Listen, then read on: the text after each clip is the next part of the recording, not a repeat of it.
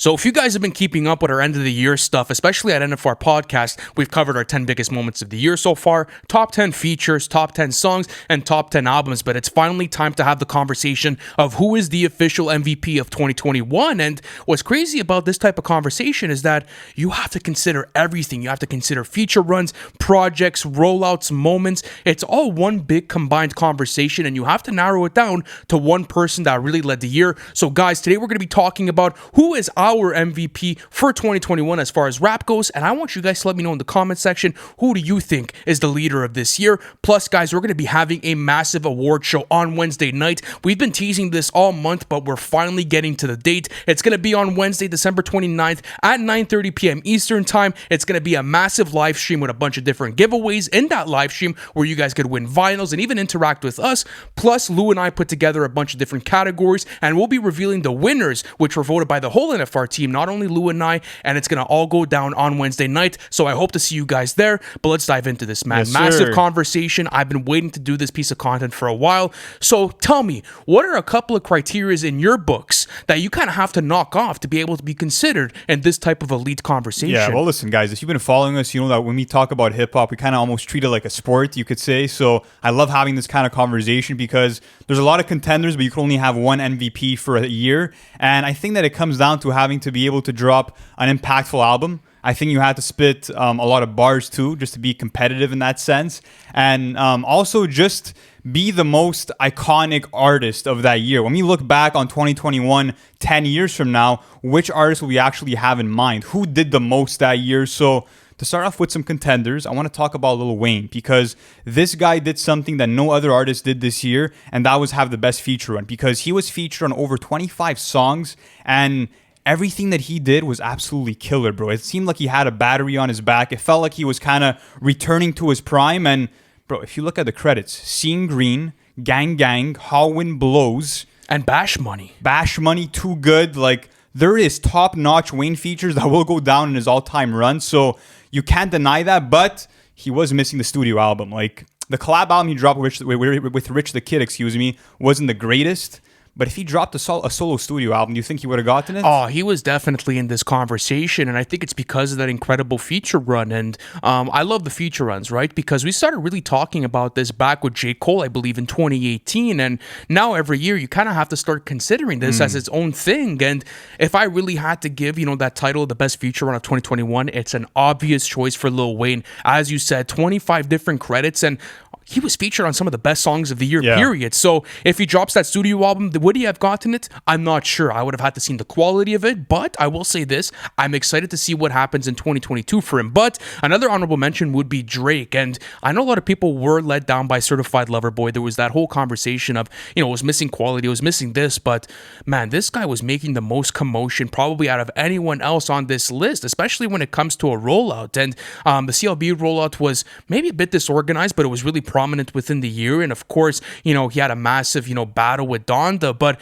what was good about Drake is that he dropped a really solid EP as well. He had great features this year. So the downfall is the album, bro. Exactly. So that's what I'm trying to say is, like, why do you think the downfall is the album, and why do you think it strips him necessarily of, like, that official title of MVP? I mean, it's one of the most important aspects of getting that MVP spot is having a project that will carry your fan base throughout the entire year. And I just feel like CLB really disappointed a lot of the core fan base and a lot of casual listeners too. But if you're basing this MVP on, solely success and commercial success, Drake is the clear winner because he has the highest selling album of the year, highest first week sales, the most weeks at number one for an album, and also multiple number one hit songs in 2021. So if we were just looking at it from a number standpoint, then Drake gets it, but CLB just wasn't good enough for him to be in that conversation. I would like to give a shout out to Lil Baby. I feel like, he was probably our MVP of 2020 after dropping My Turn and kind of really boosting his stock up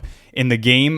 This year, I would like to say that he was kind of a part of 4 of the 5 biggest albums of the year because he was featured on The Offseason, he was featured on Donda, he was featured on Certified Lover Boy, and of course he had his collab tape with Lil Durk, Voice of the Heroes. But I would say that his performances kind of didn't seem as solid in terms of the effort he was putting in. So that's why he doesn't really make it towards the upper echelon of it. But who else would you say is another good contender? J. Cole is on my list, actually. This was a name I was really considering because it was a return to form for him, and I love comeback stories. And a lot of people had criticisms with KOD, and especially the way that the album was received, and I'm a massive fan of the project. But the offseason was a clear fan favorite, and it was cool because J. Cole took this modern twist on a mixtape format. And what was nice about it is that we haven't gotten this type of J. Cole in a very long time because he was really set on, concept albums, doing no features on his albums and also doing all of his own production. So to see J. Cole get out of his element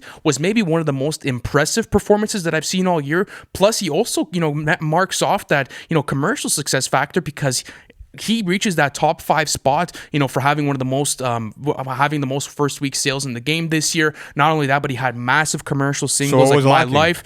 I think it was just like the other two people that we're going to mention on this list kind of had a similar formula to J. Cole, but they kind of did it better. And that's where I want to transition into Tyler, the Creator. So, why did Tyler, the Creator get considered into this list for you? And why do you think he was just really short of that number 1 position? First of all, I just want to say for Cole, I thought he had the best freestyle of the entire year, and that deserves a lot of credit. Bar for bar, that freestyle was probably better than anything he did on the offseason. But transitioning into Tyler, in my opinion, he has to be appreciated because he literally proved once again that he's a jack of all trades. He actually wrote, produced, composed every song on Call Me If You Get Lost. Not many artists can say that for their own projects. And not only that, but to me, there wasn't a single misstep from Tyler this entire year. I love the rollout. I thought that it was mysterious. It was suspenseful, perfectly executed, only made us wait 2 weeks from the moment that it was announced as a project. And then after that, even if you look at Call Me If You Get Lost itself, there's not a single miss. There's not a single skip on that entire track list. And even if you look at his features, which he didn't do much, but he did Gravity with Brent Faiyaz. That was one of the best singles of the year. He also did the song on Maxwell Cream's album, which was called Big Persona, produced it as well. Flawless. So to me, Tyler is kind of really in that second place spot just because there wasn't a single misstep. He literally nailed everything that his name was attached to this year, and he deserves a lot of credit for even that. The diversity, right? Because think about this, like when you're looking at Tyler, he could have probably gone into that same Igor aesthetic and probably steered away from rap, but he challenged himself too and executed it on a flawless note. Like, I have Call Me If You Get Lost as my favorite album of the year. You guys could check out my official list on the YouTube channel for our top 10 songs of the year, but looking at Tyler, like, this run was absolutely vicious. Plus, I also think that he had one of the most creative rollouts of the year because of everything with the billboards, looking at the hotlines. His visuals to the album were probably the most stimulating because they were so abstract. And what was cool about it too was that the videos were mysterious because when you were watching, those music videos, well, not music videos, you could say the kind of skits that were when they were in Los Angeles. Even the music videos for like Lumberjack and stuff. Yeah. It kind of already set up the tempo for the album, and I also love the way that he brought in surprise features, like let's say NBA YoungBoy and What's Your Name, like 42 Doug. There was so much going into this project, and it was just a massive surprise. But listen, guys, I think when you have to narrow it down to who did the most this year, the MVP of 2021 is indeed Kanye West. Yeah. Like, there's absolutely no doubt. And looking at the rollouts, the quality of the album, the way that this album, impacted culture, even, let's say the concert he just did with Drake, like there was so many big events that went into this rollout and the execution of this album.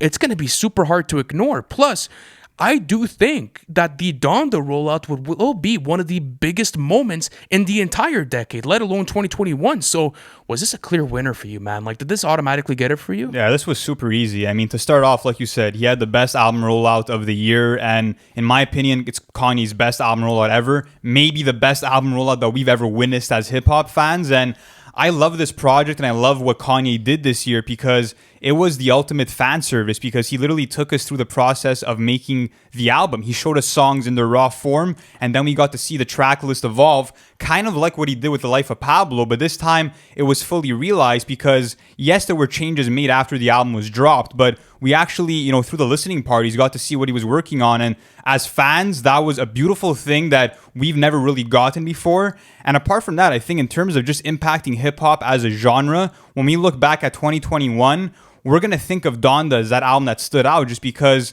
it brought themes that are not usually introduced in hip hop, where he kind of had over 30 features, including some of the biggest names in the industry, all, kind of joining forces to get personal and share their faith for God and whatever else kind of gets them gets them through tough times. And I thought that was beautiful to have everybody kind of join forces as an industry and give out such a powerful message like that. The kind of content matters, such as dealing with loss, grief, using your faith to get you through tough situations.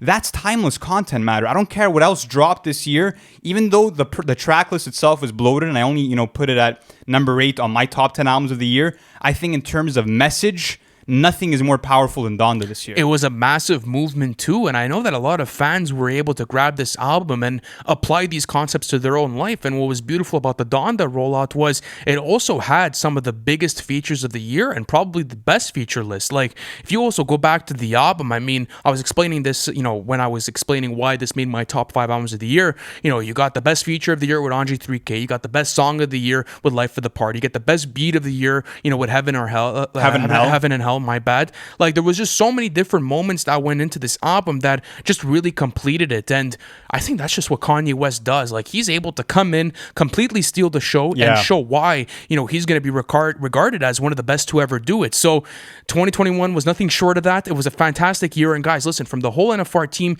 thank you guys for sticking with us through all of 2021. I think this is actually going to probably be one of our last videos of the year. It is. So thank you so much for, staying with us and staying in tune.